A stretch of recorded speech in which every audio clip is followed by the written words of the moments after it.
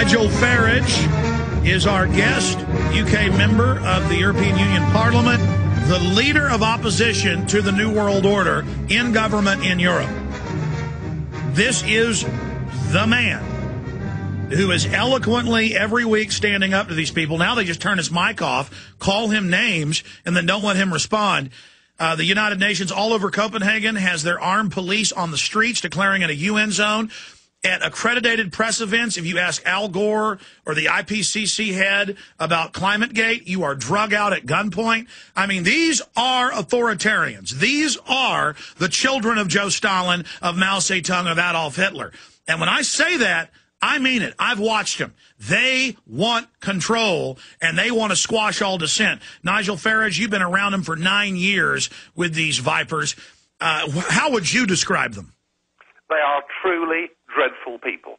And I don't by that mean I disagree with their point of view. They are truly dreadful people. They will stop at nothing to get their goal. I remember a nice little anecdote. On the night of the Dutch referendum a few years ago on the EU Constitution, and the result came out and 2/3 of the Dutch had said, no, we don't want this. And I was with about 50 skeptics in the European Parliament, in the members' bar, having a bit of a party, celebrating what I hoped would be the triumph of democracy over bureaucracy. And at that moment, a German MEP, a guy called Mr. Leinen, walked past me. And he'd been one of the authors of this constitution. And I said to him, oh, Joe, I said, do you want to join us for a drink to celebrate democracy in the Netherlands? And he looked at me. He said, no, I won't accept your drink. He said, and anyway, you enjoy your little victory tonight. He said, we have 50 different ways to win. And it was chilling, because it just about summed it up. There is literally nothing that will stop these people from achieving their goal. They are fanatics. You know, we got rid of Mussolini and Hitler. We got rid of what was seen to be those extreme nationalisms. Well, we've got a new one now, and it's called the European Union, and it's every bit as dangerous as those things that went before. I was reading the Treaty of Rome, 1957, that really established the EU. It states that by stealth. And they talk about, oh, we've learned from Napoleon and Hitler not to do this militarily. We're going to do this via bureaucracy and taxation and creeping. This is a premeditated system funded by mega-rich that want monopolies, using communists as their henchmen who just want a piece of the middle class's pie. I mean, this is a truly piratical group from my study who know they're criminal. I mean, this is a very wicked group. How many of them are just true acolytes who believe in collectivism, and how many of them are true pirates? Well, that's always a tough one to answer, but I can tell you. I mean, you know, we've had, for the last 5 years, one of the European commissioners, a man from Hungary, Mr. Kovacs, who was for many, many years the right-hand man of the dictator, Mr. Kadar, in Hungary, a fully paid-up member of the Soviet Communist Party. He's been an EU commissioner for the last 5 years. Worked directly for the Soviets before the wall came down. Sir, can you start over? Something cut out your phone line. Go back to the communist commissars now in the EU. Yeah, of the 27 EU commissioners that we have now, and these are the people with the real power in Europe. They're not elected, they're appointed, but these are the people who have the sole right to propose legislation that is effective in all our countries.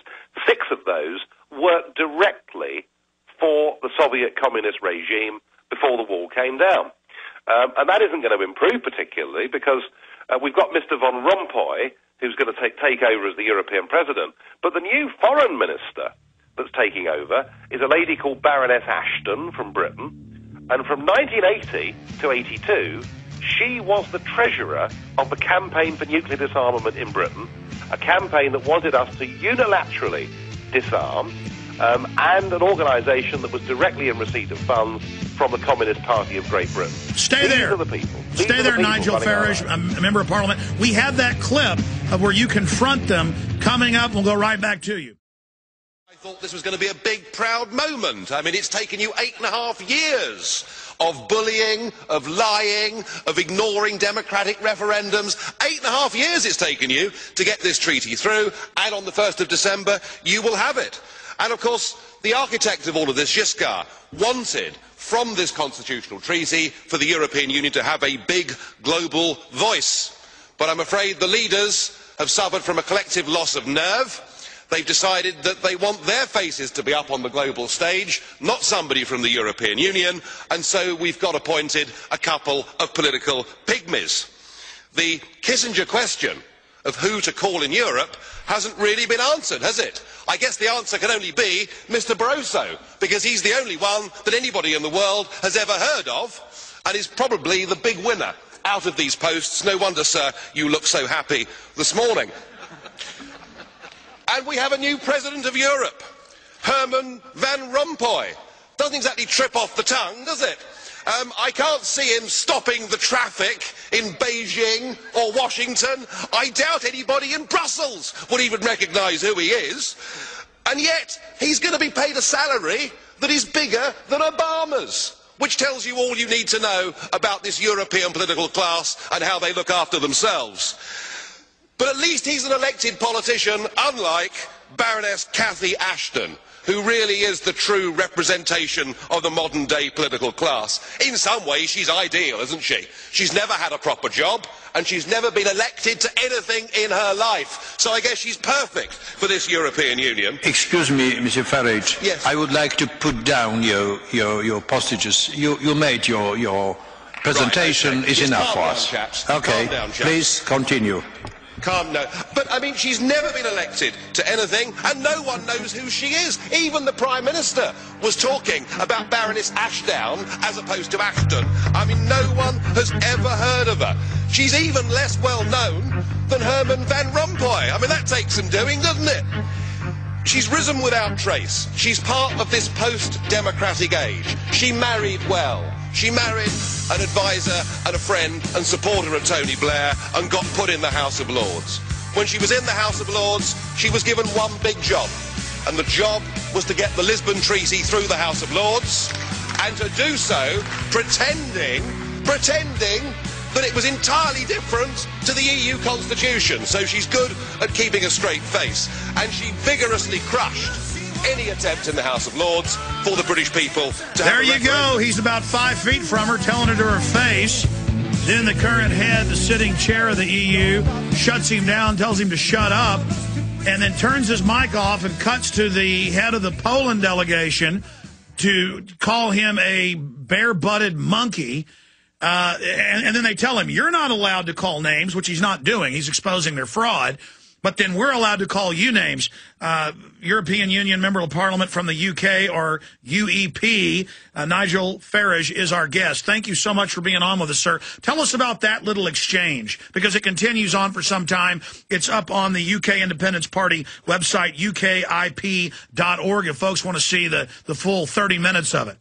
It's a classic exchange. I mean, okay, my tone may be somewhat cutting or biting or sarcastic, but I didn't say anything that wasn't 100% true, and I didn't use language that was abusive or wrong or foul. I merely pointed out that Mr. Van Rompuy was a bureaucrat and that Baroness Ashton had these very worrying links, in my opinion, with the campaign for nuclear disarmament, which was being funded by the Soviets.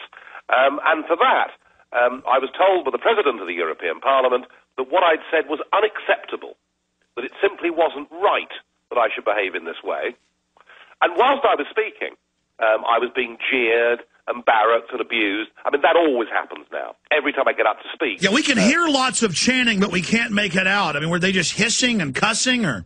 Yeah, they shout and they scream and all the rest of it. But, I mean, I guess all that what you really get from the microphone is me. But, no, they're always very abusive towards me. But it's perfectly okay for them to say that I'm mentally ill. It's perfectly okay for them to call me a monkey. It's fine for them to say that if people support Mr. Farage, it will open the door to fascism. I mean, they can, there is no term of abuse that these people will not sink to battle against those of us that are arguing for democracy and are arguing for people to have their own voice and to say what they want to say. And in fact, after that exchange, I was called up to meet the President of the Parliament at 5 o'clock that night. And it reminded me of being in trouble at school and having to go and see the headmaster, and you wait outside the study. And I went in, And I said, look, there's nothing I said or did here that could be deemed to be unparliamentary or wrong in any way at all. Was there, Mr. President? And he said, well, you called them pygmies. And I had trouble not laughing and wetting myself. I said, but surely, to call people pygmies, I said, they're not exactly giants, are they? I said, in future, I'll call them Lilliputians if that makes you happy. When it came to it, there was nothing they could say. I am not abusive, I am not foul-mouthed, I am not rude, and I'm 100% factual. And it reminds me, Alex, of a time 5 years ago when I revealed to the Parliament that the French commissioner had in fact been convicted of embezzlement in the year 2000. Yeah? And I revealed this to the Parliament. Well, it was like a hand grenade had gone off.